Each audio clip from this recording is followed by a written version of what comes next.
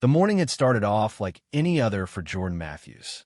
He had flown in from San Francisco late the night before, opting for a red-eye just to spend a few more hours reviewing the quarterly reports himself. He didn't have Tofter all. He was the founder and CEO of Stratusing Technologies, a multi-billion-dollar software firm with global reach and one of the highest employee retention rates in the industry. But Jordan believed in staying grounded. That meant showing up, checking in unannounced, and keeping a finger on the pulse of the very company he had poured his soul into for over 2 decades. As he stepped into the sleek 42nd floor lobby of the Atlanta headquarters, the air smelled of citrus polish and fresh coffee. The glass walls offered a panoramic view of the city skyline view he had personally approved when they built this place. Jordan was dressed simply. A navy blazer over a crisp white shirt, jeans, and spotless white sneakers. A brown leather satchel rested on his shoulder. No assistant, no entourage, no grand arrival.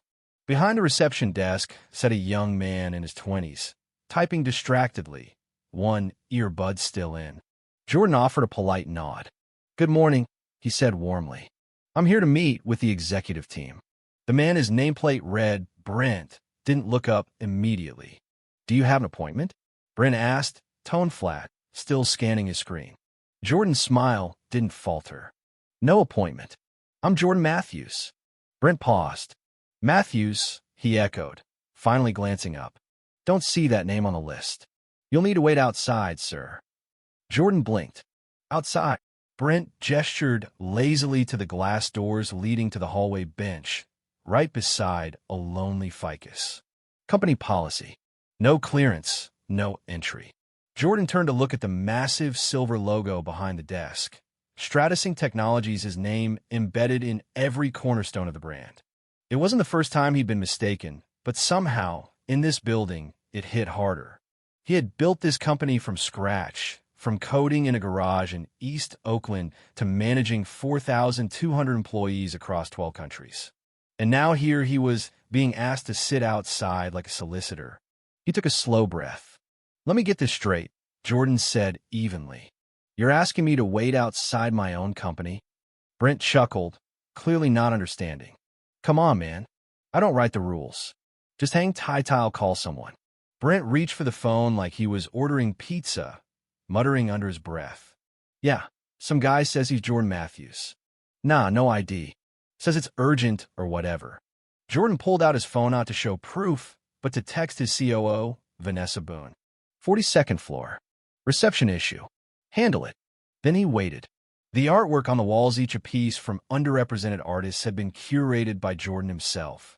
Every chair had been tested for comfort, every corner carefully designed for transparency and collaboration. Yet, here he was treated like an intruder. Moments later, a woman in her mid-30s walked briskly from the elevator. Pencil skirt, high heels, clipboard in hand. Jordan recognized her. Olivia Chun, office manager. She'd been with the company for almost 3 years. She approached cautiously. "Sir, can I help you?" "I hope so," Jordan said calmly. "I'm Jordan Matthews. Trying to get into my office." Olivia stiffened. "Mr.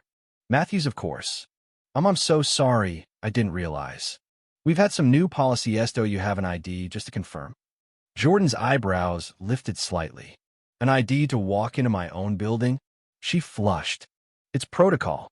We get a lot of visitors, and—" "Olivia," he interrupted gently, "we met at the company summit last fall. You told me about your daughter's science fair project. Does that ring a bell?" Her face turned pale.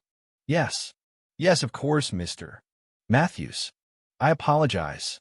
I'd like to speak with Vanessa." "Now." Olivia nodded quickly and scrambled to call the COO. Brent, meanwhile, had gone silent. "No apology. No acknowledgement."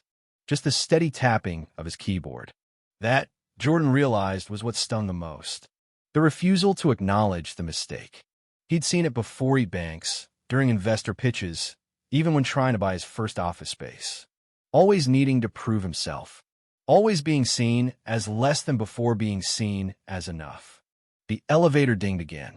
Vanessa Boone stepped out, every bit the executive burgundy power suit, hair pulled tight, eyes sharp. She spotted Jordan and headed straight for him. "Jordan, what the hell is going on?" He tilted his head toward the desk. "Your new receptionist thinks I'm trespassing." She turned on Brent. "You what?" Brent stammered. "I didn't know, ma'am." He didn't have an appointment. "An appointment?" She snapped.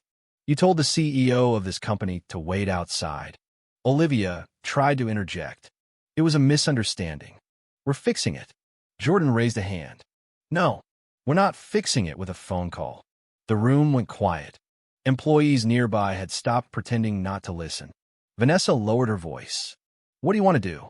Jordan looked around the lobby. "The logo, the art, the people." Then he said the words that made jaws drop. "Shut it down." Vanessa blinked. "The office. Today. Nobody works until we address this." Olivia gasped. Brent froze. Vanessa, to her credit, nodded. "You heard him. Full stop." Jordan turned to Olivia. "Get HR. I want everyone in the main auditorium by noon. Mandatory." The message spread fast. By 11:45, the 600-seat auditorium was packed. Employees murmured, confused. Jordan waited behind the curtain, scanning the room. Coders, designers, security staff, janitors. Everyone was there. He walked onto the stage, holding a microphone. He didn't pace. He didn't shout. He stood in the center and began. "Good morning. I am Jordan Matthews, your CEO." The room hushed. "Some of you know me. Some of you don't. Apparently, that includes the front desk." Uneasy laughter rippled through the crowd. "This morning, I was told to wait outside my own building. Not because I forgot a badge, but because someone decided based on how I looked that I didn't belong." Silence. "I'm not here to fire anyone. I'm not here to yell. I'm here because this company stands for something bigger than tech, bigger than code. We built it to be inclusive, to be bold. And yet, this morning, I was invisible." He paused. "This isn't about Brent. It's not even about Olivia. It's about the assumptions we all make, about who belongs in power, about what leadership looks like." He took a breath.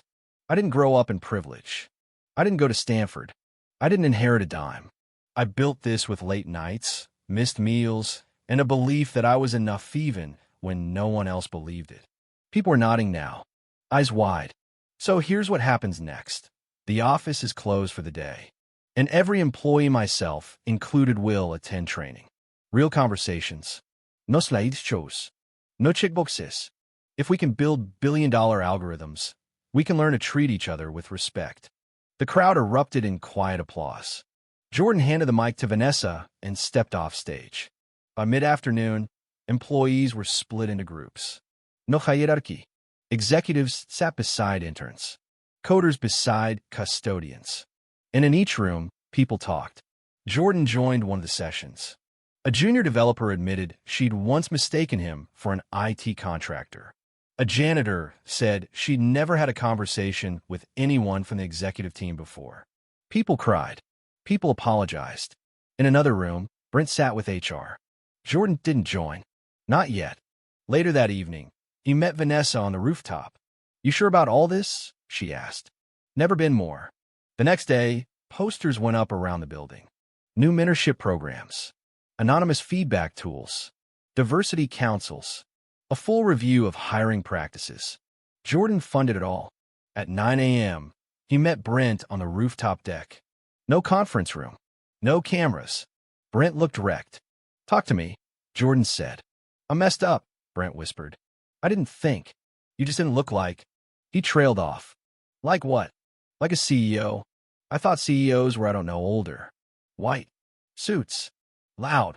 Jordan nodded. "Not stupid. Just honest.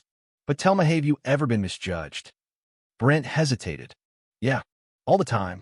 I grew up in Monroe. Wrong side of town. So, you know what it feels like? Why do it to me?" Brent didn't answer.